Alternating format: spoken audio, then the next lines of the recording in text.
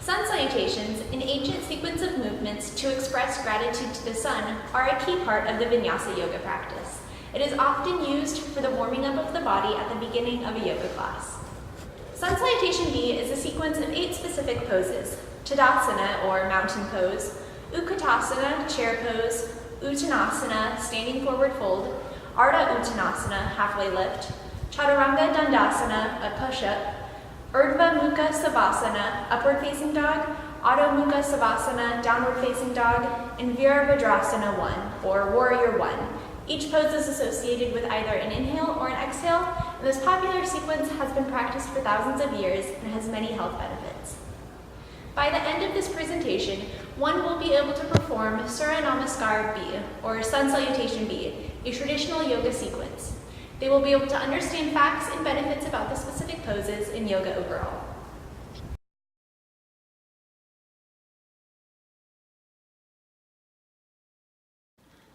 In step 1 of Tadasana, or the mountain pose, you begin by standing with your big toes touching, heels slightly apart. Press your shoulder blades into your back, then widen them across and release them down your back. Without pushing your lower front ribs forward, pull your sternum towards the ceiling. Widen your collarbones, then hang your arms beside your body.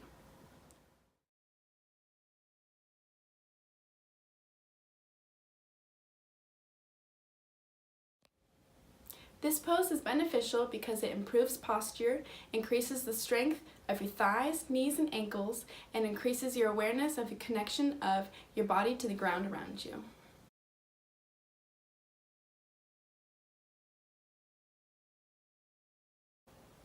In Utkatasana, or the chair pose, proceed by inhaling. Bend the knees deeply and sweep the hands up so your upper arms skim your ears. Try to keep your knees from overshooting your toes and keep your spine long and your shoulders soft. If your shoulders begin to tighten up, bend your elbows and bring your forearms closer to your body.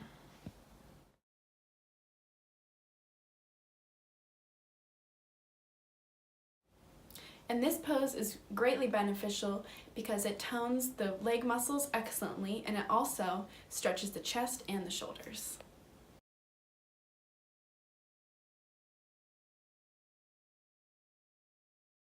Step 2 is Uttanasana, or the standing forward fold. Start by pushing your heels into the ground and straightening your legs. Then you're going to hinge at your hips, bringing your torso forward and down. You're going to keep your fingertips in line with your toes, straighten your spine, and make sure your shoulders are not near your ears.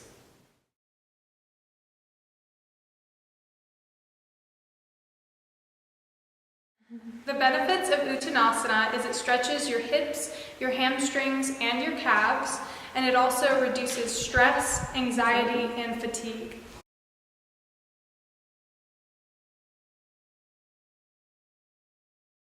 The next step is the Ardha Uttanasana, or the halfway lift. You're going to start by inhaling, and then you're going to bring your sternum forward.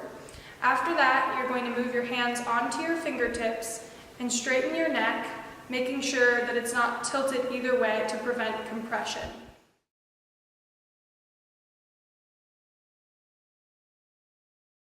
The benefits of halfway lift is it strengthens your back and spine, and it stretches your hamstrings and calves.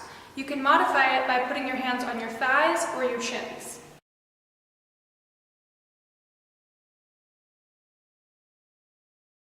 So Chaturanga Dandasana is the next step, which is basically a yoga push-up. You're going to want to start by exhaling, and you're going to bend your knees deeply so that your palms can press firmly onto the floor. Step back into a high plank and lower about halfway with your elbows bent and your shoulders in line with your elbows.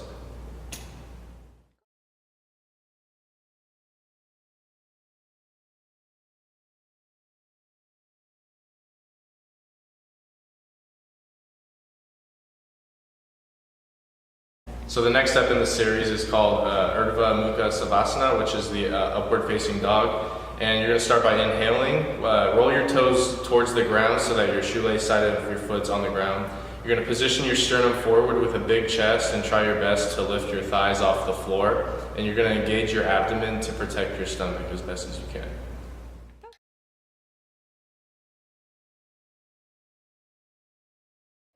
So the benefits for the upward facing dog is that it strengthens your spine, your arms, and your wrist muscles really good, and it stretches the chest and the lungs, shoulders, and your abdomen.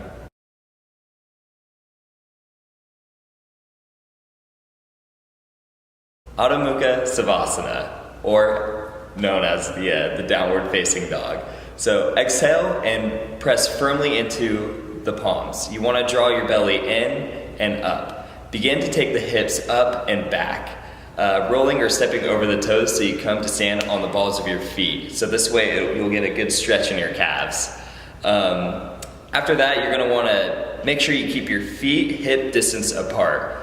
Extend through the crown of the head and the hip bones and press the tops of the thighs back. Aim to create length in your spine rather than forcing the heels to the floor.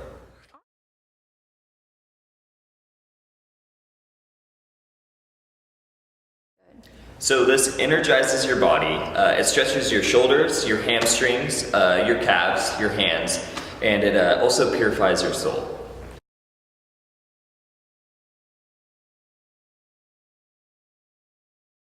So the next step is called Virabhadrasana, also known as the warrior pose. This pose is also done on the right and left side. For this, you're going to inhale, raise your right or left leg, and step the foot up to your right or left thumb with your front leg bent. After that, you're going to point your back foot's toes slightly outwards, making sure that the feet are hip-width distance apart rather than in line with one another.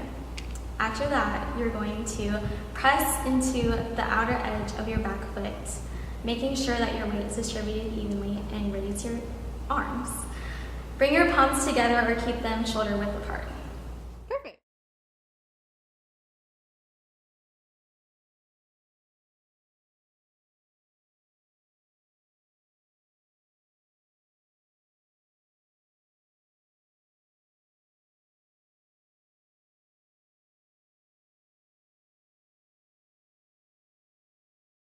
Mental benefits for the warrior pose include improvements in mind and body connection, as well as body awareness.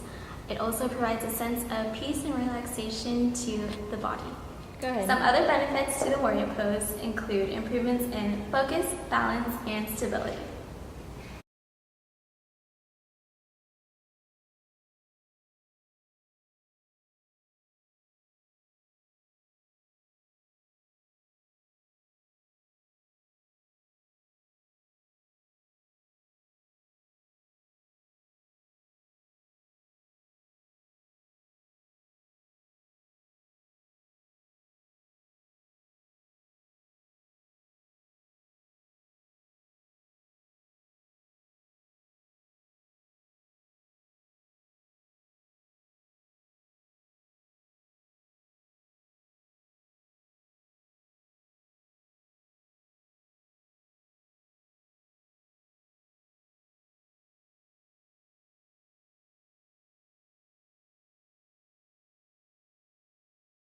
Putting all of these individual steps together creates the Sun Salutation B yoga sequence.